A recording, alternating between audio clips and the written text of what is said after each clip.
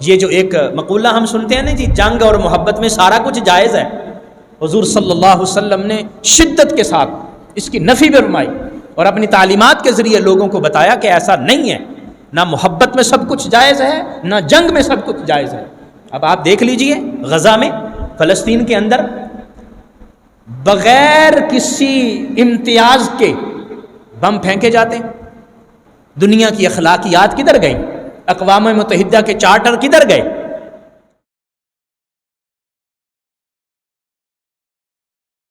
اللہ کے راستے میں جہاد کرو ان لوگوں کے ساتھ جو تمہارے ساتھ لڑتے ہیں، ان کے ساتھ تم بھی لڑو، لیکن ولا تعتدوا، حد سے تجاوز نہیں کرنا، زیادتی نہیں کرنی۔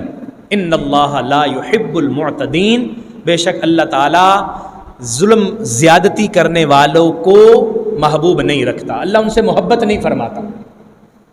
حضور صلی اللہ علیہ وآلہ وسلم نے جنگ کا بھی وہ اصول دیا ہے کہ جس میں کچھ حدود ہیں۔ ایسا نہیں ہے کہ آپ جنگ میں آ گئے اور آپ کی مرضی ہے، آپ کے ہاتھ میں تلوار ہے، آپ کے ہاتھ میں گن ہے، تو آپ جس کو چاہیں اڑا دیں، جس کو چاہیں مار دیں، جس کو چاہے زخمی کر دیں، ایسا نہیں ہے۔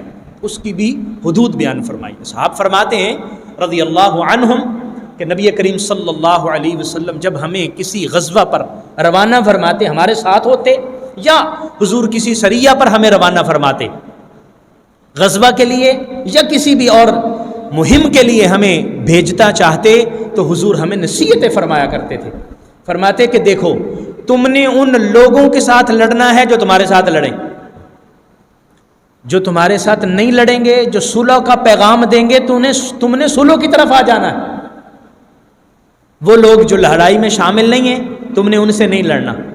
عورتوں کے ساتھ، بچوں کے ساتھ، بوڑھوں کے ساتھ، اور جو دیگر مذاہب کے عبادت خانے ہیں، ان میں جو لوگ اپنی عبادت میں مصروف ہیں، ان کے ساتھ بھی تم نے کوئی لڑائی نہیں کرنی۔ اور جو مذہبی پیشوا ہیں دیگر مذاہب کے، وہ لڑائی میں شامل نہیں ہیں، تم نے ان کے ساتھ بھی لڑائی نہیں کرنی۔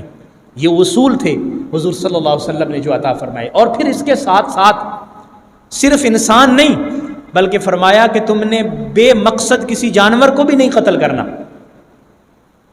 تم نے درختوں کو بھی نہیں کاٹنا، تم نے فصلوں کو بھی نہیں اجاڑنا۔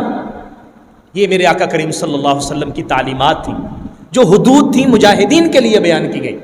اور یہ جو ایک مقولہ ہم سنتے ہیں نا جی، جنگ اور محبت میں سارا کچھ جائز ہے، حضور صلی اللہ علیہ وسلم نے شدت کے ساتھ اس کی نفی فرمائی اور اپنی تعلیمات کے ذریعے لوگوں کو بتایا کہ ایسا نہیں ہے، نہ محبت میں سب کچھ جائز ہے، نہ جنگ میں سب کچھ جائز ہے۔ ہر چیز کے لیے حدود کا تعین کر دیا گیا، اور یہ تعین آپ کو کسی جگہ نظر نہیں آئے گا۔ اب آپ دیکھ لیجئے غزہ میں، فلسطین کے اندر بغیر کسی امتیاز کے بم پھینکے جاتے ہیں،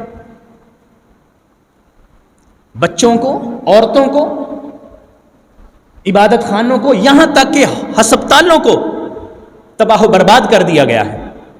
دنیا کی اخلاقیات کدھر گئیں؟ اقوام متحدہ کے چارٹر کدھر گئے؟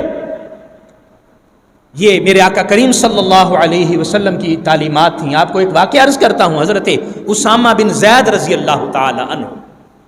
وہ حضرت اسامہ وہ ہیں جو حضور کے گھر میں پلے بڑھے، اور حضور نے ان کی پرورش کی، اور حضور کے محبوب صحابی تھے۔ حضور کے جو منہ بولے بیٹے حضرت زید تھے، ان کے بیٹے حضرت اسامہ، پرورش حضور کی ہے۔ محبت حضور بہت فرماتے تھے، بچوں کی طرح، اپنے بچوں کی طرح حضور محبت فرماتے تھے۔ ایک جگہ جہاد کے لیے روانہ کیا، صحیح بخاری کی روایت، صحیح مسلم کی روایت میں لڑائی ہو رہی تھی، ایک بندہ قابو آ گیا، اس نے پہلے کتنے صحابہ کرام کو شہید کر دیا تھا، بہت سارے صحابہ کرام کو شہید کر چکا تھا۔ اب حضرت اسامہ کی تلوار کے نیچے آ گیا، پکڑا گیا۔ حضرت اسامہ اس کو جیسے ہی قتل کرنے لگے، اس نے پڑھ لیا لا الہ الا اللہ محمد رسول اللہ، میں کلمہ پڑھتا ہوں، میں لڑائی کو چھوڑتا ہوں۔ ایک انصاری صحابی حضرت اسامہ فرماتے میرے ساتھ ہے، وہ رک گئے، انہوں نے کہا بھی اس نے کلمہ پڑھ لیا، اب میں تو اپنی تلوار نہیں چلا سکتا۔ حضرت اسامہ نے فرمایا اس نے ہمارے کتنے صحابی شہید کر دیے، کتنے مسلمان شہید کر دیے۔ اور اب یہ ڈر سے، تلوار کے ڈر سے، موت کے ڈر سے کلمہ پڑھ رہا ہے، میں تو اس کو نہیں چھوڑوں گا۔ حضرت اسامہ نے اس کو قتل کر دیا۔ اللہ تعالیٰ نے اس جنگ میں فتح عطا فرمائی۔ جب مدینہ طیبہ واپس آئے تو نبی کریم صلی اللہ علیہ وآلہ وسلم تک بات پہنچی، حضور نے بلا لیا، اسامہ بتا کیا ہوا؟